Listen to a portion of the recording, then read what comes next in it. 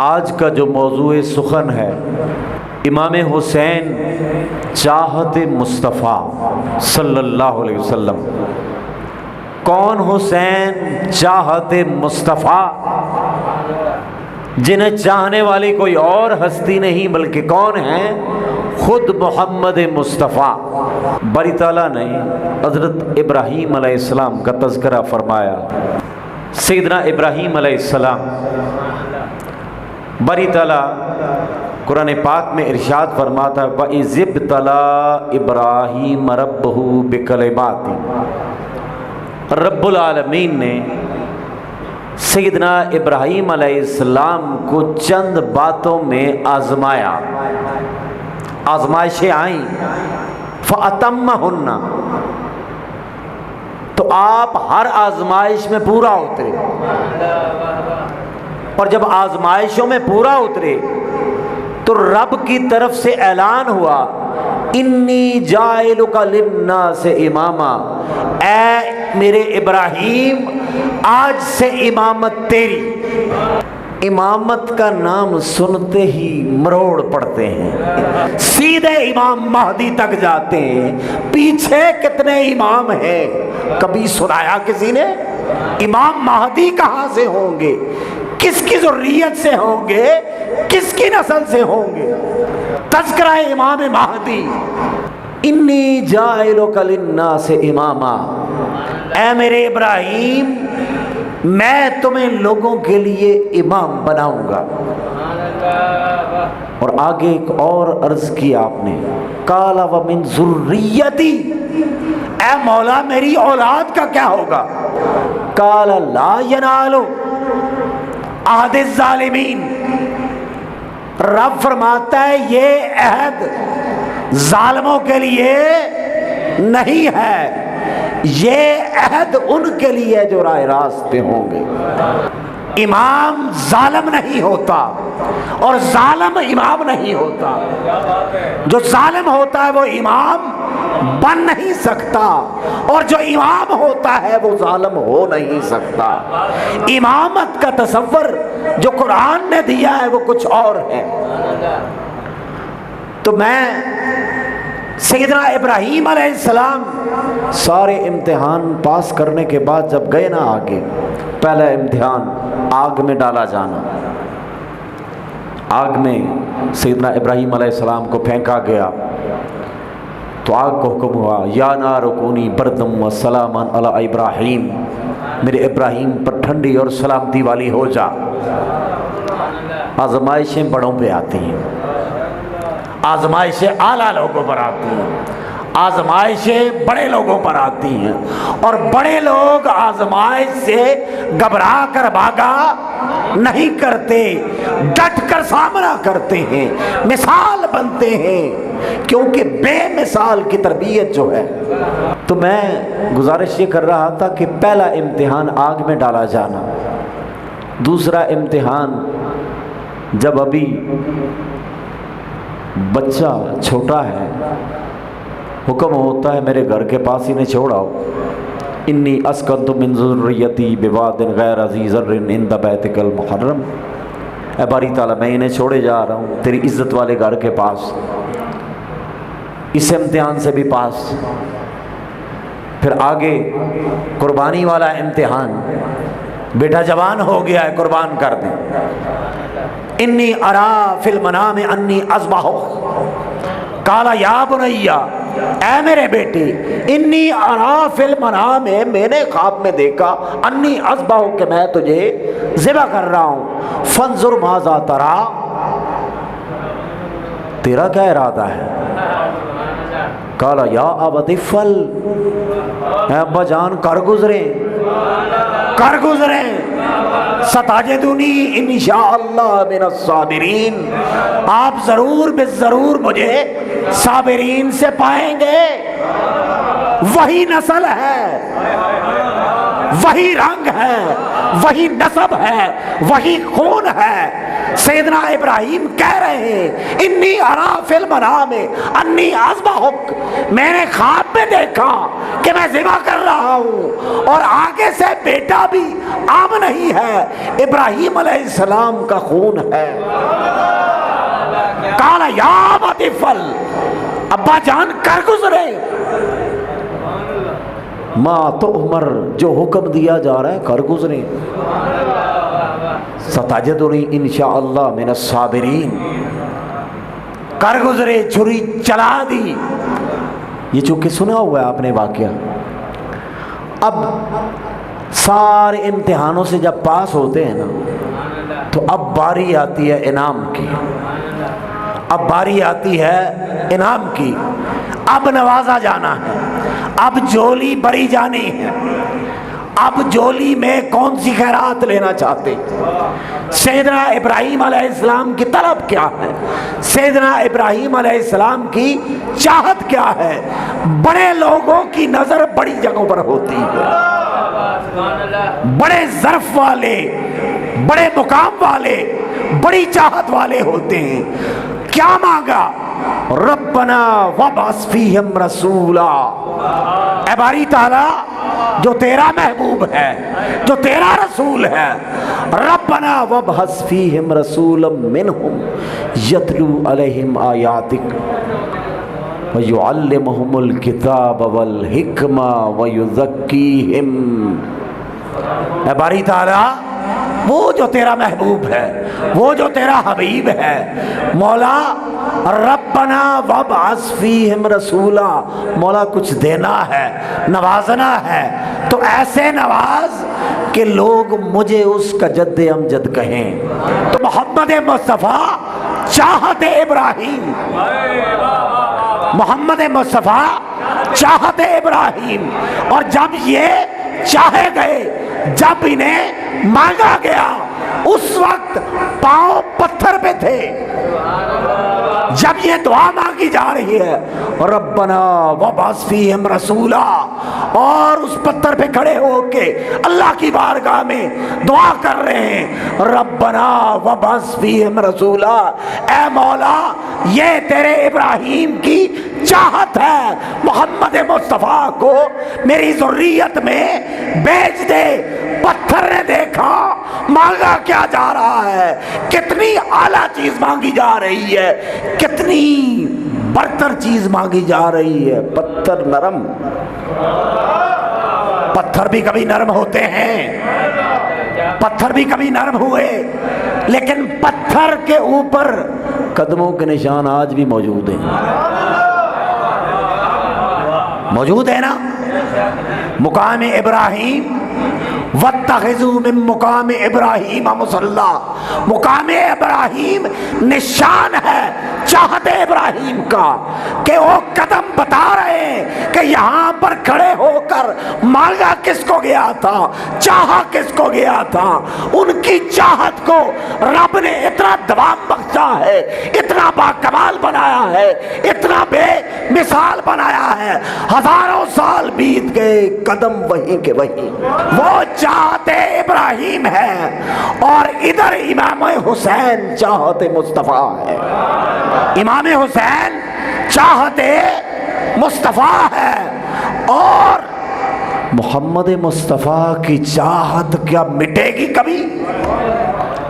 سرکار کا ذکر کبھی ختم ہوگا؟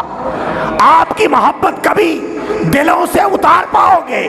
آپ کا عشق کبھی اتار پاؤ گے؟ ان کے در سے لوگوں کو توڑنے والوں ذرا سنو، کس گھر سے توڑ رہے ہو؟ اس گھر سے توڑ رہے ہو جدھر آقا چھوڑ رہے ہیں۔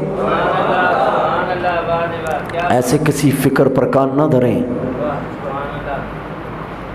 صحابہ کے نام پر آل سے لوگوں کو توڑنا، اس سے بڑی جہالت کوئی نہیں۔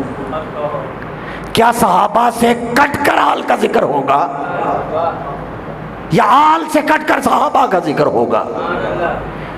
آل بھی آقا کی، اصحاب بھی آقا کے، جو جہاں جڑا ہوا ہے اسے پیچھے نہ ہٹاؤ، بتاؤ کہ وہ ان کا مقام کیا ہے۔ جو آل سے جڑا ہوا ہے اسے اصحاب کا مقام بتاؤ، جو اصحاب سے جڑا ہوا ہے اسے آل کا مقام بتاؤ، کیونکہ ہر ایک کا کمال محمد مصطفیٰ سے، ہر ایک کے پاس جو بھی آتا ہے محمد مصطفیٰ سے۔ اب دیکھیں، جب سیدنا امام حسن اور سیدنا امام حسین کی ولادت باسعادت ہوتی تو ان کی ولادت باسعادت کے اوپر اب یہ حدیث آئی ہے، مسند احمد بن حنبل میں بھی آئی ہے، مسند ابو یعلا میں بھی آئی ہے، بے شمار کتب احادیث میں آئی ہے۔ جب کوئی بندہ کہے گا یہ حرام ہے، یہ غلط ہے، یہ غلط ہے، یہ غلط ہے، یہ غلط ہے، کسی چیز کو غلط کہنے کے لیے قرآن کی آیت کا حوالہ دیں، کسی حدیث کا حوالہ دیں، اور راوی کا بتائیں کس کتاب میں ہے، کن الفاظ کے ساتھ ہے۔ آپ کی چاہت سے کوئی چیز حرام نہیں ہونی۔ آپ فرماتے ہیں کہ لما ولد حسن، جب امام حسن مجتبی کی ولادت ہوئی، فسماہ حمزہ تھا، مولا علی نے ان کا نام حمزہ رکھا۔ ولما ولد حسین، اور جب امام حسین کی ولادت ہوئی، فسماہ باسم عمہ، پھر انہوں نے اپنے چچا جان کے نام پر ان کا نام کیا رکھا؟ جعفرہ۔ ابھی یہ نام گھر میں رکھے ہیں، ادھر نام رکھے ہیں، ادھر سے آواز آتی ہے فدعانی رسول اللہ، مجھے اللہ کے رسول نے بلایا۔ اور آپ کیا فرماتے ہیں؟ انی امرت، امر سے ہے، انی امرت، مجھے حکم دیا گیا ہے۔ کس کو حکم دیا گیا ہے؟ حضور تاجدار کائنات کو۔ انی امرت ان اغیر اسمہا زین، مجھے حکم ہوا ہے کہ میں ان دو ناموں کو بدل دوں۔ فقلت، تو میں نے کہا اللہ و رسولہ عالم، اللہ جانتا ہے اور اس کا رسول جانتا ہے۔ فسمہما، پھر آقا نے ان کے نام رکھے حسن و حسین، آقا نے ان کے نام حسن اور حسین رکھے، اور یہ نام ادھر سے، یہ نام عرش معلیٰ سے، انی امرتو نام ادھر سے آ رہے ہیں، جن کے نام بھی آسمانی ہوں، ان کا مقام تم کیسے ناپو گے؟ ان کی معرفت سے کیسے باخبر ہوگے؟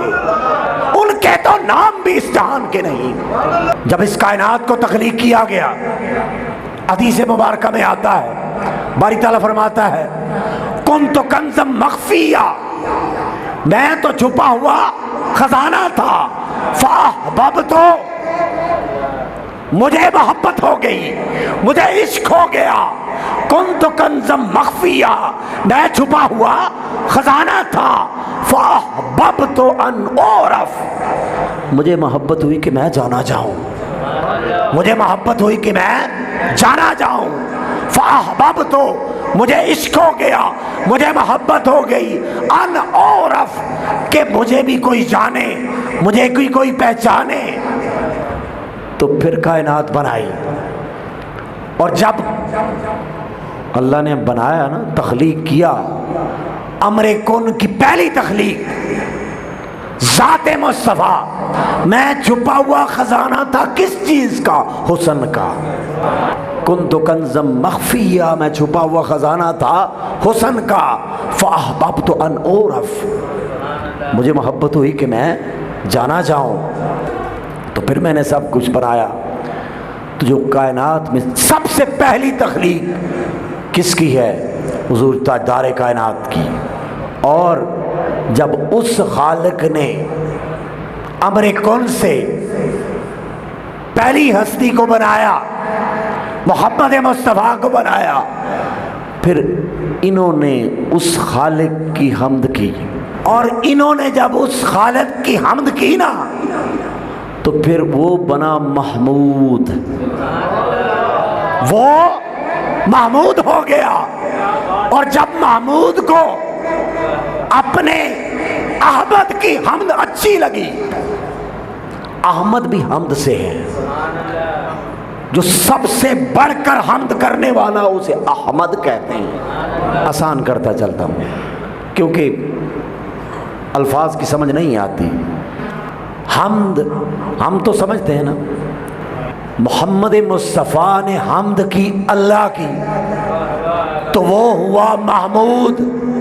محمود اسے کہتے ہیں جس کی حمد کی جائے، اور محمود نے جب دیکھا میرے عبد خاص نے، میرے محبوب نے میری ایسی حمد کی ہے، پھر اس محمود نے حمد کی اپنے محبوب کی، تو یہ پھر ہوئے محمد۔ تو محمد، لفظ محمد، محمد بھی کسی کا نام نہیں تھا، تاریخ عرب میں کسی کا نام محمد نہیں تھا۔ محمد نام کہاں سے آیا، کدھر سے آیا؟ اب احادیث میں آتا ہے محمد نام اللہ کے حمد کے پردوں میں چھپا ہوا تھا، یہ کسی کا نام نہیں تھا، یہ فقط ایک ہی ہستی کا نام تھا۔ اور محمد کا مادہ حمد ہے، حسن اور حسین کا مادہ حسن ہے۔ محمد اللہ کے حمد کے پردوں میں، حسن اور حسین اللہ کے حسن کے پردوں میں۔ حضرت براء بن عازب رضی اللہ تعالیٰ عنہ، آپ اس حدیث کے راوی ہیں، آپ فرماتے ہیں کہ حضور تاجدار کائنات نے فرمایا من احبنی، حدیث میں آتا ہے مختلف طرق سے ہے، من احبنی، جس نے مجھ سے محبت کی، وَأَحَبَّ هَذَيْنِ، ہوا ایسے تھا کہ سرکار بیٹھے ہوئے تھے، ان رسول اللہ اخذ بید حسن و حسین، سرکار نے امام حسن کے ہاتھ کو پکڑا، امام حسین کے ہاتھ کو پکڑا، اور کیا کہا من احبنی، جس نے محبت کی مجھ سے، ادھر ہاتھوں میں ایک ہاتھ میں حسن ہوگا، ایک ہاتھ میں حسین ہوگا، یا دونوں ایک ہی ہاتھ میں ہوں گے، دستے مصطفیٰ ہے، کل کائنات بھی آ جاتی ہے، لیکن صرف دو ہی، امام حسن مجتبی، امام حسین مجتبی۔